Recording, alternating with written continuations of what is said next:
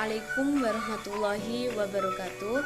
Perkenalkan, saya Munfaridatul Mufidah, NIM 22401090, Program Studi Ekonomi Syariah semester 3 kelas B. Video ini saya buat untuk memenuhi tugas ujian akhir semester mata kuliah Fikih Muamalah yang diampu oleh Ibu Farihal Lailatul Maghfirah MA. Baik, di sini saya akan menjelaskan sedikit materi mengenai murabahah, yaitu akad jual beli. Murabahah itu apa sih? Nah, di sini secara bahasa, kata murabahah itu diambil dari bahasa Arab, dari kata arifu, yang berarti kelebihan dan tambahan keuntungan. Sedangkan menurut terminologi ilmu fikih, murabahah itu menjual dengan modal asli bersama tambahan dan keuntungan yang jelas. Selanjutnya itu murabahah itu juga sebuah proses transaksi jual beli barang ketika harga asal dan keuntungan telah diketahui dan disepakati oleh kedua belah pihak sebelumnya. Dalam jual beli murabahah itu, penjual harus memberitahukan bahwa harga produk yang ia beli dan suatu tingkat keuntungan sebagai tambahannya. Juga ada secara istilah, pada dasarnya itu terdapat kesepakatan para ulama ekonom muslim dalam substansi pengertian murabahah.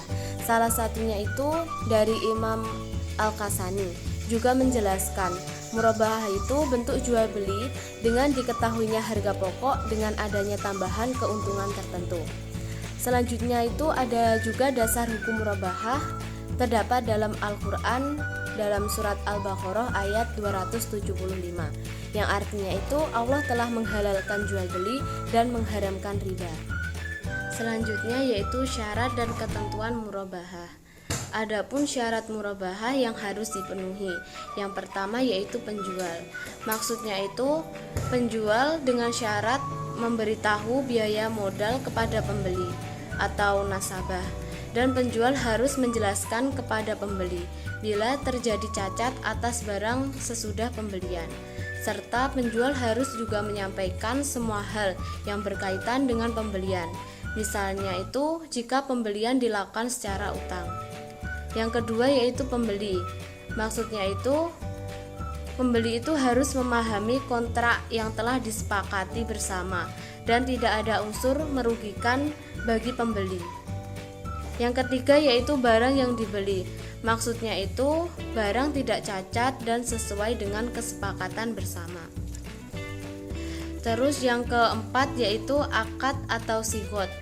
Maksudnya itu kontrak pertama harus sah sesuai dengan rukun yang ditetapkan dan kontrak harus bebas dari riba. Yang kelima yaitu prinsip.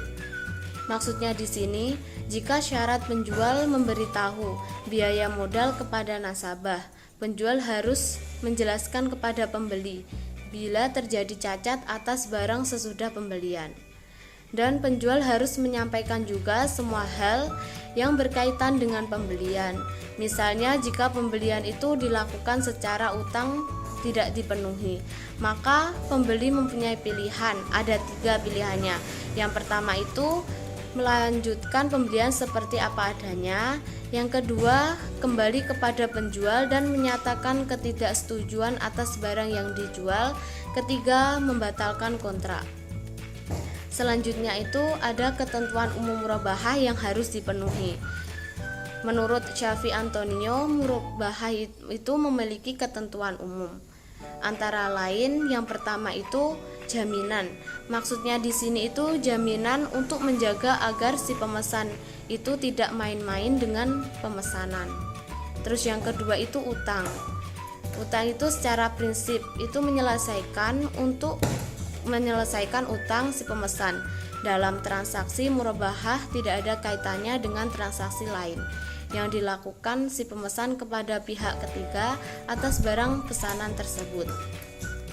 Yang ketiga yaitu penundaan pembayaran oleh debitor mampu. Maksudnya itu seorang nasabah yang mempunyai kemampuan ekonomis dilarang menunda penyelesaiannya utangnya dalam murabahah ini. Bila seorang pemesan menunda penyelesaian utang tersebut, maka pembeli itu dapat mengambil tindakan, yaitu dengan cara mengambil prosedur hukum untuk mendapatkan kembali uang tersebut dan mengeklaim kerugian yang telah terjadi akibat penundaan tersebut. Yang keempat yaitu bangkrut. Maksudnya di sini itu jika pemesanan yang berutang dianggap pailit atau disebut juga gagal menyelesaikan utangnya karena benar-benar tidak mampu secara ekonomi dan bukan karena lalai. Sedangkan ia mampu, kreditor harus menunda tagihan utang sampai ia menjadi sanggup mengembalikan. Selanjutnya yaitu aplikasi murabahah di lembaga keuangan syariah.